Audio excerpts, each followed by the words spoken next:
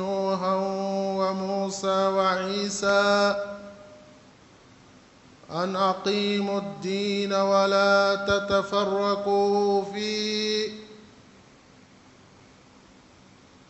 وأشهد أن لا إله إلا الله وحده لا شريك له وأشهد أن محمدًا عبد الله ورسوله وصفيه وحبيبه وخيرته من خلقه صلى الله عليه وعلى آله وأصحابه وكل من نهج نهجه وسلك مسلكه إلى يوم الدين. أما بعد، أوصيكم ونفسي بتقوى الله عز وجل وأحذركم عن معصيته وعن مخالفة سنة نبينا محمد صلى الله عليه وسلم. يقول الله تبارك وتعالى: يا أيها الذين آمنوا اتقوا الله حق تقاته ولا تموتن إلا وأنتم مسلمون. عباد الله، إن الدين أمر جبلي فطري جبل الله عباده على الدين، فأقم وجهك للدين حنيفا فطرة الله التي فطر الناس عليها لا تبديل لخلق الله ذلك الدين القيم. أيها المسلمون، يقول المصطفى صلى الله عليه وسلم: كل يولد على الفطرة إلا أن أبواه يمجسانه أو ينصرانه، ففي الرواية أو يوحدانه. أيها المسلمون، فوصيلة الوحيد بين الله وبين عبده إنما هو الدين، سعادته الدنيوية وأخروية في الدين، فإن إعراض عن الدين إعراضه عن الخير والمنافع. يقول الله سبحانه: ومن أعرض عن ذكري فإن له معيشة ضنكا ونحشره يوم القيامة أعمى. يقول الجرير الطبري: ومن أعرض عن ذكري أي ومن أعرض عن الدين. Louange Allah, Seigneur des mondes, le souverain des cieux et de la terre, l'omnipotent, l'omniscient. Louange Allah, celui qui a fait la religion la source de notre réconfort et notre bonheur. Louange Allah qui a fait cette religion le testament légué par l'ensemble des messagers et des prophètes. Allah le dit dans Sourate 42, verset 11. Nous vous avons recommandé la religion telle que nous avons recommandé à Ibrahim, à Moussa et Jésus-Christ. Observez le culte à votre Seigneur. Ne vous divisez pas à son sujet. Chers frères, chers sœurs, notre bonheur dans ce bas monde et dans l'au-delà, Allah l'a mis dans une seule chose, la religion. Allah l'a mis dans la religion. Lorsqu'on a la religion en main, on a tout obtenu. Lorsque nous n'avons pas la religion, on a tout perdu.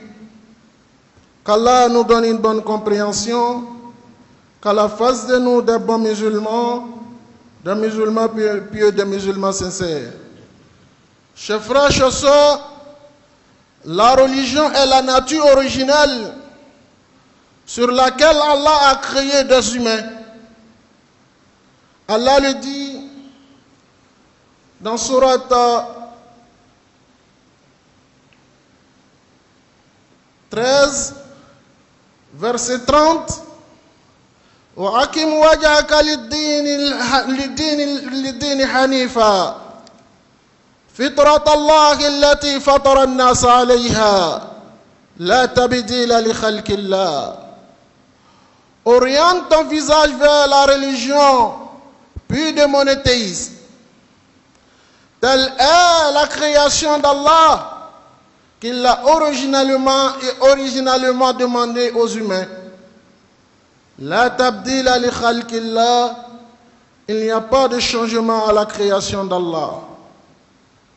Le fait d'accepter la religion, c'est la nature originelle sur laquelle Allah nous a créés. Le prophète Mohammed sallallahu alayhi wa sallam a dit: Kullun yuladu ala al-fitra illa anna abawahu yumajjisani ou yunassirani. Il dit, chaque humain vient avec la religion de la droiture. C'est le père ou la mère, à cause de l'aspect de l'éducation, vont désorienter l'être humain de cette nature originelle. Chers frères, chers sœurs, notre bonheur, notre salut est dans la religion de droiture, à qui Allah subhanahu wa ta'ala nous a donné rassurance. Il le dit: وَمَنْ يَبْتَغِي غَيْرَ الْإِسْلَامَ دِينًا فَلَنْ يُقْبَلَ مِنْهُ وَهُوَ فِي الْآخِرَةِ مِنَ الْخَاسِرِينَ.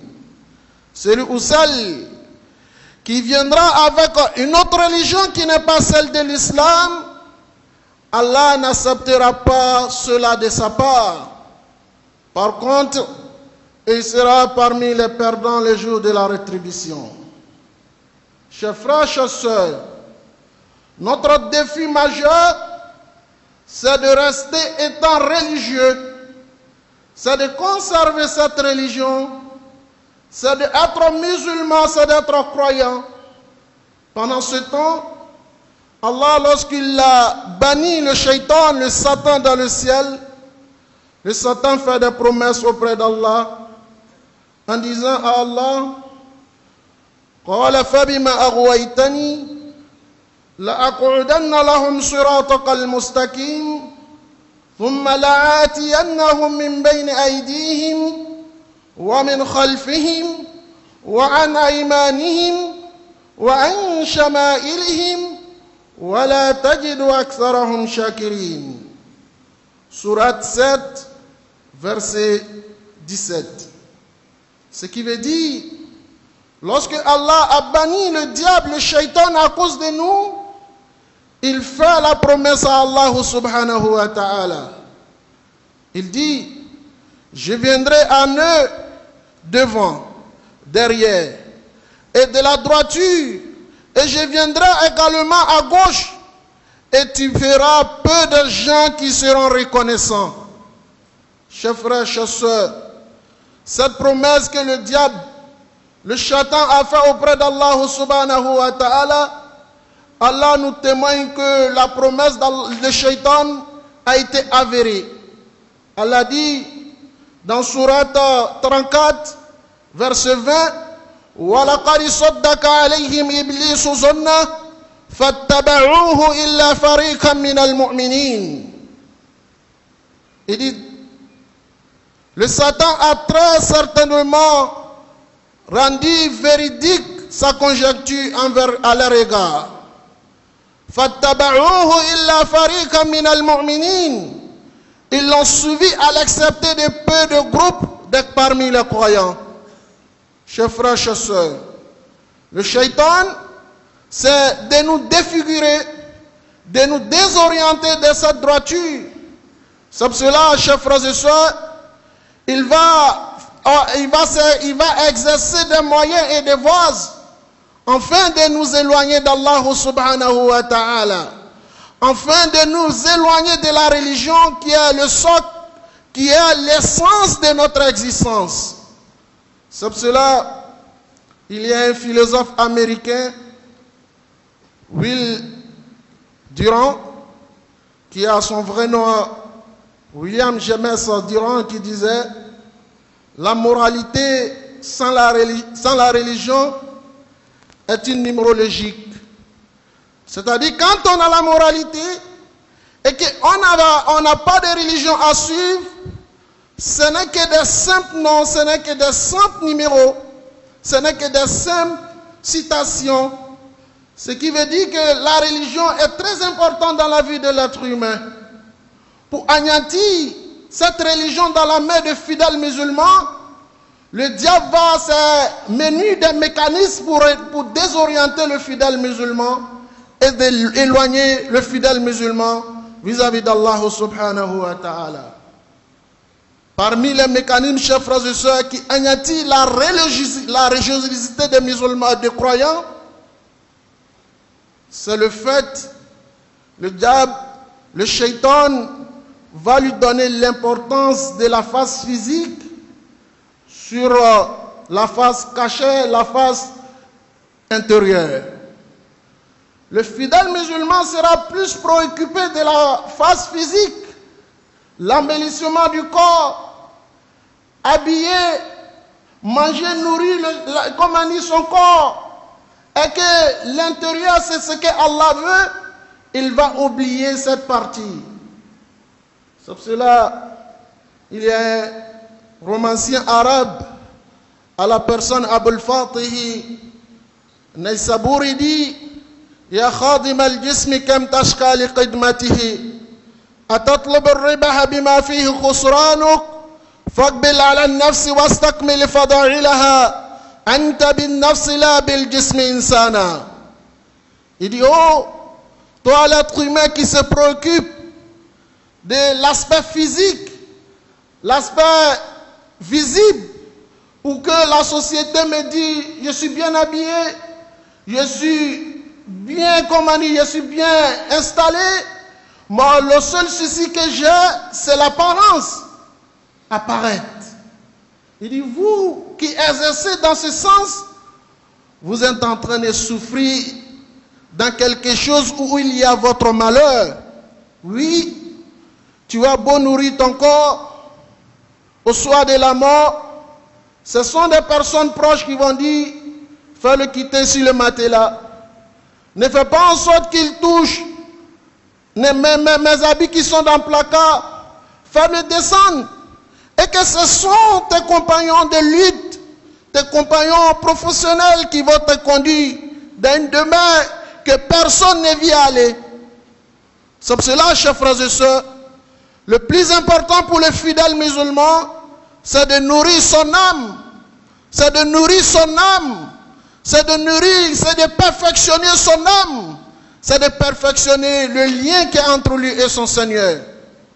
C'est pour cela, chers frères et sœurs, il y a un penseur qui disait ceci à la personne Hans Kelsen. Il dit: il existe des morts, la mort physique et la mort spirituelle. La mort physique, c'est la cessation complète et définitive de l'âme de l'être humain. Mais la mort spirituelle, qui est la mort la plus fatale, c'est lorsque le cœur est éloigné d'Allah subhanahu wa ta'ala et le cœur ne reconnaît pas Allah subhanahu wa ta'ala. C'est cette mort-là qui est véritable mort. C'est cette mort-là qui est fatale. C'est cette mort-là que l'islam déplore. C'est pour cela, chers frères et sœurs, à chaque fois, vous voyez l'aspect parent, l'aspect physique en train de prendre dessus sur la purification de l'âme, dites-vous que le diable ou le shaitan en train de détruire votre religion, en train de vous désorienter de l'essentiel, en train de vous arracher la religion sur laquelle Allah nous a créés. Secondo, chers frères et sœurs, je ferai de eux des personnes qui vont toujours envier ceux qui sont devant eux à la recherche à la quête de ce bas monde, mais ils vont toujours se comparer à des personnes qui sont inférieures à eux lorsqu'il s'agit de la religion. Voici le mécanisme du shaitan. Ce qui veut dire, à la recherche de ce bas monde, on va toujours envier ceux qui sont au-dessus de nous, ceux qui ont réussi pleinement leur vie, qui voyagent, qui effectuent des voyages en famille. Notre seul rêve, c'est d'être à l'image de ceux-là. C'est d'être au-dessus de ceux-là. Mais quand il s'agit de la religion et la pratique islamique, on va se contenter de peu. On va dire, moi j'ai fait beaucoup. Et celui-là même, qu'est-ce qu'il fait? Lorsque vous vous voyez dans cette posture, dites-vous que votre religion est en train de vous échapper. Dites-vous que le diable est en train de gagner le terrain sur vous. Dites-vous que la promesse que Allah nous a donnée, nous sommes en train de faillir à cette promesse. Voici le second mécanisme du shaitan pour nous affaiblir, pour nous éloigner de notre Seigneur. Il va nous donner l'envie. Nous allons toujours envier ceux qui sont au-dessus de nous, ceux qui ont plus de postes de nous, ceux qui ont plus de responsabilités pour nous que nous, ceux qui sont nantis dans la société. Ce sont ceux-là que nous voulons copier sur eux. Mais ceux qui vont exercer, travailler pour la cause d'Allah, qui sont là nuit et jour pour servir Dieu, ceux-là ne seront pas notre modèle.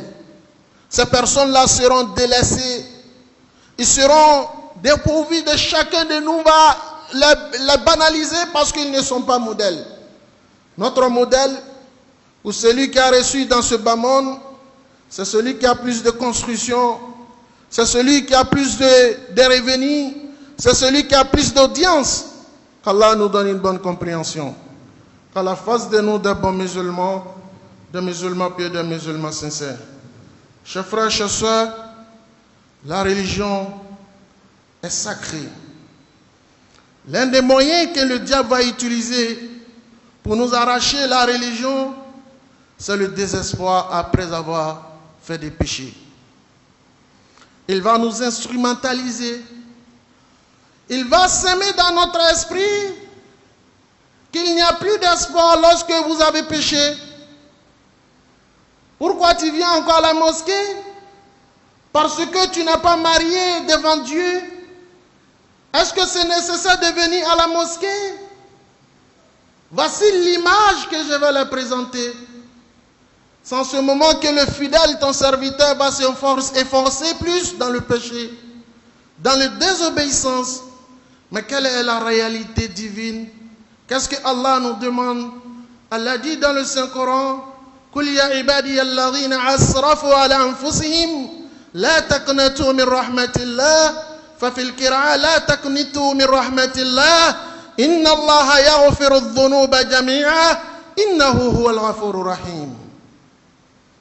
La réalité, chers frères et sœurs, pour Dieu, pour ce que Dieu demande, c'est lorsqu'on pêche, lorsqu'on désobéit à Allah, Allah est prêt à nous accueillir à tout moment. Mais nous allons, moi le shaitan, je vais instruire, je vais installer, je vais instaurer dans les esprits que le péché est impardonnable. Que le péché n'est pas sa place à la mosquée. Que le péché est l'ennemi juré de Dieu. C'est ce que je vais les enseigner. Chers frères, chers sœurs, elle a dit dans ce verset que nous venons de citer en arabe, dis à mes serviteurs qui ont transgressé la loi d'Allah, ne se désespérez pas de la miséricorde d'Allah. Car Allah pardonne tous tes péchés. Allah pardonne tous les péchés. Innahu huwa al-ghafurur rahim. Il est certes le pardonneur, il est certes le miséricordieux. Quelle que soit la nature du péché que l'être humain a fait, s'il s'est repenti et qu'il demande la miséricorde d'Allah, Allah va l'accepter, Allah va l'accueillir auprès de lui. Qu'Allah fasse de nous de bons musulmans pieux, de musulmans sincères. نفعني الله وإياكم بحديث سيد المرسلين. أقول ما تسمعون واستغفر الله لي ولكم ولسائر المسلمين من كل ذنب فاستغفروه إنه هو الغفور الرحيم.